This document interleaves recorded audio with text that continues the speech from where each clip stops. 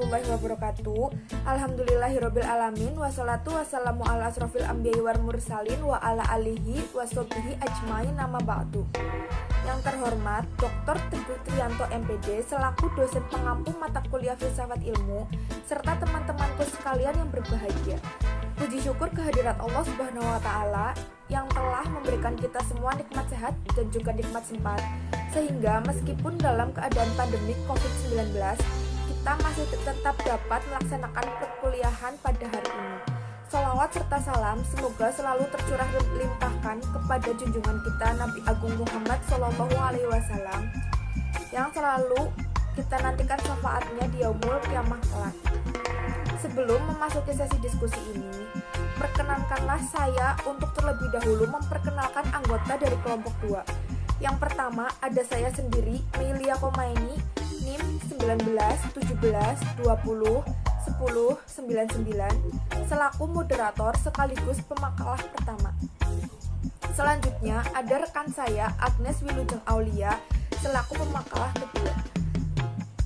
Ada juga Rena Septiana selaku pemakalah ketiga, dan yang terakhir Nadia Dita Prasanti selaku pemakalah keempat. Sebelumnya akan saya sampaikan terlebih dahulu bahwa tema yang akan dibawakan oleh kelompok 2 adalah sejarah ilmu pengetahuan. Mari kita sama-sama mendengarkan dan menyimak penjelasan dari pemakalah. Assalamualaikum warahmatullahi wabarakatuh. Perkenalkan, saya Agnes Wilujeng Aulia, NIM 19 17 20 11 39. Di sini saya akan menjelaskan tentang sejarah perkembangan ilmu pengetahuan. Sejarah perkembangan ilmu pengetahuan tidak akan mungkin bisa terlepas dari fase-fase yang harus dilalui. Seperti halnya kehidupan, ilmu pengetahuan pun berkembang seiring dengan berjalannya waktu. Dimulai dari zaman Yunani kuno, dilanjutkan ke zaman periode Islam, periode Renaissance, dan periode modern. Dan yang terakhir adalah zaman kontemporer. Di sini saya akan menjelaskan tentang zaman Yunani kuno. Yunani kuno adalah tempat bersejarah, di mana sebuah bangsa memiliki peradaban. Oleh karenanya, Yunani kuno sangat identik dengan filsafat yang merupakan induk dari ilmu pengetahuan. Padahal filsafat dalam pengertian yang sederhana sudah berkembang jauh sebelum para filosof klasik Yunani menekuni dan mengembangkannya.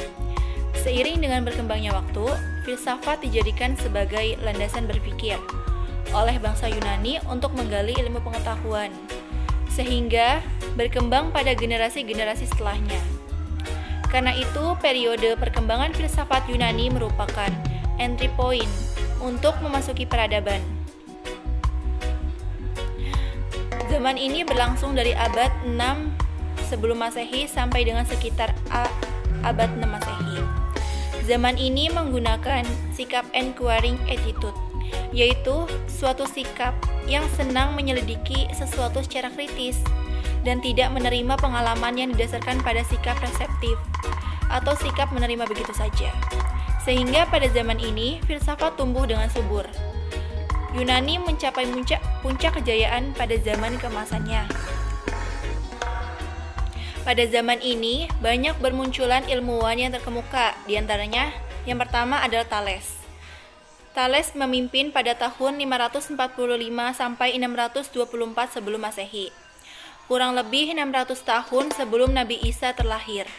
Muncul sosok pertama, yaitu Thales. Ia menggebrak cara berpikir mitologis masyarakat Yunani dalam menjelaskan segala sesuatu. Sebagai saudagar filosof, Thales amat gemar melakukan rihlah. Ia bahkan pernah melakukan lawatan ke Mesir. Thales adalah filsuf pertama sebelum masa Socrates. Pada masanya, ia menjadi filsuf yang mempertanyakan isi dasar alam. Nah, yang kedua ada Pythagoras. Pythagoras itu memimpin pada tahun 500 sampai 580 sebelum Masehi. Pythagoras lahir di Samos, tetapi kemudian ia tinggal di Italia Selatan. Ia adalah seorang matematikawan dan filsuf Yunani yang paling dikenal melalui teoremanya. Ia dikenal sebagai bapak bilangan, dan salah satu peninggalan Pythagoras yang terkenal adalah teorema Pythagoras. Selain itu, Pythagoras berhasil membuat lembaga pendidikan yang disebut Pythagoras Society. Selain itu, dalam ilmu ukur dan aritmetika, ia berhasil menyumbang teori tentang bilangan, pembentukan benda, dan menemukan hubungan antara nada dengan panjang dawai. Selanjutnya ada Socrates. Ia memimpin pada tahun 469 sampai 499 sebelum Masehi. Socrates lahir di Athena. Ia merupakan generasi pertama dari 3 ahli filsafat besar dari Yunani, yaitu Socrates, Plato, dan Aristoteles. Karena itu, Socrates dikenal sebagai bapak dan sumber etika atau filsafat moral dan juga filsafat secara umum. 12 periode setelah Socrates ini disebut dengan zaman keemasan keilmuan bangsa Yunani. Karena pada zaman ini kajian-kajian keilmuan yang muncul adalah perpaduan antara filsafat alam dan filsafat tentang manusia.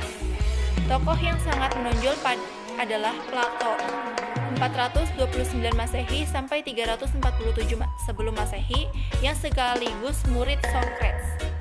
Nah, selanjutnya yaitu adalah Plato. Plato memimpin pada tahun 347 sampai 427 sebelum Masehi. Ia adalah murid Socrates dan guru dari Aristoteles. Karyanya yang paling terkenal ialah Republik, di mana ia menguraikan garis besar pandangannya pada keadaan ideal. Plato hidup di awal abad keempat sebelum Masehi. Ia adalah seorang filsuf yang paling tua, yang tulisan-tulisannya masih menghiasi dunia akademisi hingga saat ini. Nah, yang terakhir ada Aristoteles, tahun 322 sampai 348 sebelum Masehi. Aristoteles adalah seorang filsuf Yunani. Ia adalah murid dari Plato dan guru dari Alexander. Ia memberikan kontribusi di bidang metafisika, fisika, etika, politik, ilmu kedokteran, dan ilmu alam.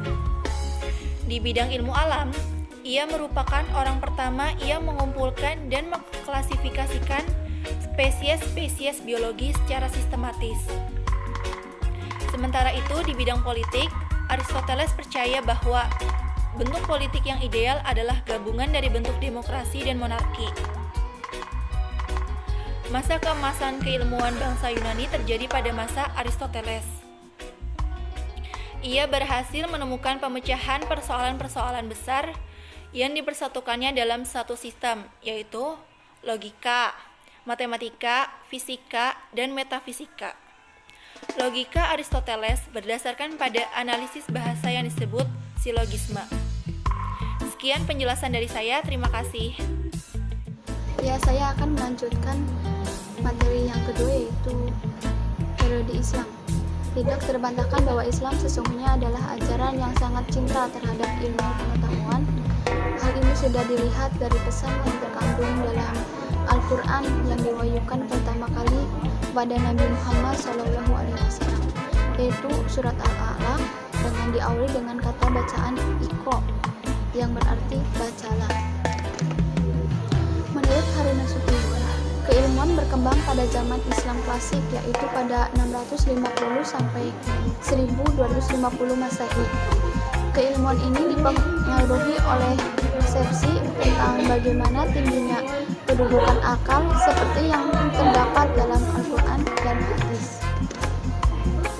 Pada abad ke-6 sampai 7 Masehi, obor kemajuan ilmu pengetahuan berada di pangkuan peradaban Islam, di kota pusat peradaban Yunani di kota zaman klasik, yaitu yang pertama ada Alexandria dari Mesir, Jundisapur dari Irak, Antakya dari Syria, Basra dari Persia.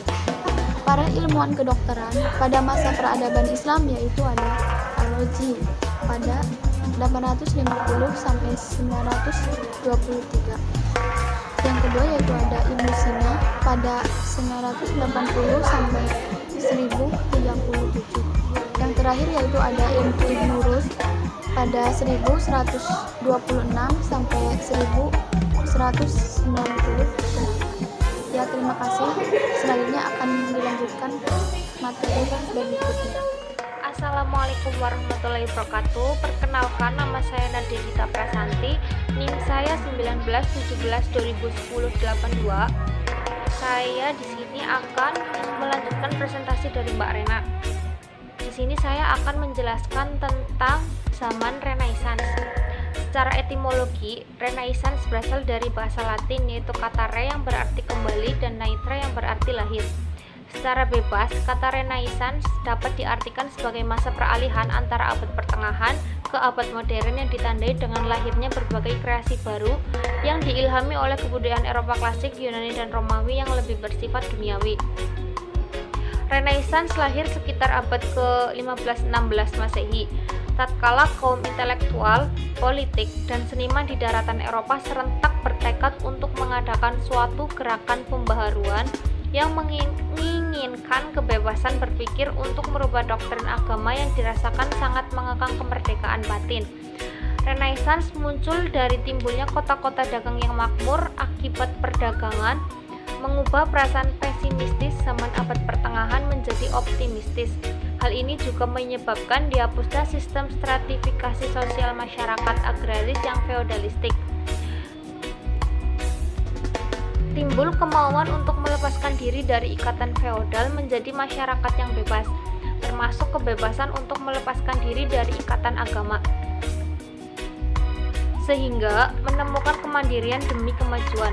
Antroposentrisme menjadi pandangan hidup dengan humanisme sebagai arus utama pemikiran filosofi. Selain itu, adanya dukungan dari keluarga saudagar kaya semakin menggelorakan semangat Renaissance menjadi menyebar ke seluruh Italia dan Eropa. Adapun sebab utama lahirnya Renaissance adalah karena keterkejutan orang-orang Eropa menyaksikan ambruknya Imperium Romawi Timur oleh kaum muslimin, terutama dengan peristiwa jatuhnya Konstantinopel yang menghasilkan penaklukan kerajaan timur atas Romawi Timur, Bizantium, pada tahun 1453 Masehi. Romawi Timur atau Bizantium adalah kerajaan Eropa yang besar, perkasa, dan termaju, lambang supremasi kaum Nasrani Eropa. Kemegahan gereja Eropa untuk sebagian besar diandalkan kepada Bizantium. Jatuhnya kekaisaran Bizantium atau Romawi Timur di Konstantinopel membangkitkan semangat Eropa sebelum mereka hampir putus asa setelah mengalami serangan bangsa Mongol atas Konstantinopel. Menelan pahitnya kekalahan mereka dengan dikuasainya Spanyol dan Portugal oleh umat Islam, lalu menyusul penaklukan kaum muslimin atas negeri-negeri Bulgaria, Yugoslavia, Rumania, dan seluruh Balkan oleh kekhalifahan Islam. Melalui Renaissance, seluruh kebudayaan Barat seolah dibangunkan dari tidur nyenyak abad pertengahan. Manusia mulai mempelajari hakikat diri dan alam semesta sebagai pusat kenyataan. Pada periode yang berkisar antara abad 14 dan 16 ini, manusia menganggap dirinya tidak lagi sebagai victor mundi atau orang yang bersiarah di dunia ini, melainkan sebagai Weber mundi, orang yang menciptakan dunianya. 3 faktor yang mempercepat perkembangan baru pada masa Renaissance ada 3 penemuan, yaitu mesiu, seni cetak, dan kompas. Mesiu berarti runtuhnya kekuasaan feudal di mana senjata dapat dimiliki oleh kaum proletar. Seni cetak berarti pengetahuan tidak lagi milik eksklusif suatu elit, melainkan terbuka untuk semua orang. Yang terakhir ada kompas, berarti navigasi telah aman dan memungkinkan orang-orang Eropa untuk berlayar dan memperluas horizon barat ke arah dunia yang baru di timur. Sekian penjelasan yang dapat saya sampaikan, kurang lebihnya saya mohon maaf. Terima kasih. Wassalamualaikum warahmatullahi wabarakatuh. Yang terakhir adalah zaman kontemporer, di mana zaman ini dimulai sejak abad 20 dan masih tetap bertahan hingga saat ini. Zaman ini ditandai dengan adanya teknologi-teknologi yang semakin canggih dan juga para spesialis-spesialis yang semakin tajam dan mendalam. Pada zaman ini, yang paling banyak dibicarakan oleh para filsuf adalah fisika. Sebagian besar aplikasi ilmu dan teknologi di abad 21 merupakan penemuan mutakhir dari abad 20. Bidang fisika sebagai titik pusat perkembangan ilmu teknologi pada saat itu. Dan Fisikawan yang paling terkenal di abad 20 adalah Albert Einstein, di mana beliau menemukan ilmu relativitas dan juga banyak membantu terkait perkembangan mekanika kuantum, mekanika statistik, dan juga kosmologi. Selain itu, Einstein juga mendapat penghargaan fisika Nobel di tahun 1921 berkat penjelasannya tentang efek fotolistrik dan juga pengabdiannya terhadap fisika teoritis. Karyanya yang lain adalah gerak Brownian dan juga efek fotolistrik. Selain fisika dan juga kimia, teknologi komunikasi dan informasi merupakan ilmu yang berkembang pesat di zaman ini. Seperti yang disebutkan oleh nusantarannews.wordpress.com sebagai penemuan yang merubah warna dunia, yaitu listrik elektronika, robotika, televisi dan juga radio, teknologi nuklir, mesin transportasi, komputer, internet, pesawat terbang, telepon seluler, dan juga masih banyak lagi yang lainnya. Sebelum saya menutup sesi diskusi pada kali ini, terlebih dahulu akan dibacakan kesimpulan oleh rekan saya. Selebihnya, teman-teman sekalian bisa bertanya ataupun menanggapi diskusi kali ini melalui forum Google Classroom. Sekian dari kelompok kami. Wassalamualaikum warahmatullahi wabarakatuh. Selanjutnya saya akan membacakan kesimpulan. Sejarah perkembangan ilmu pengetahuan tidak akan mungkin bisa terlepas dari fase-fase yang harus dilalui. Seperti halnya kehidupan, ilmu pengetahuan pun berkembang seiring dengan berjalannya waktu.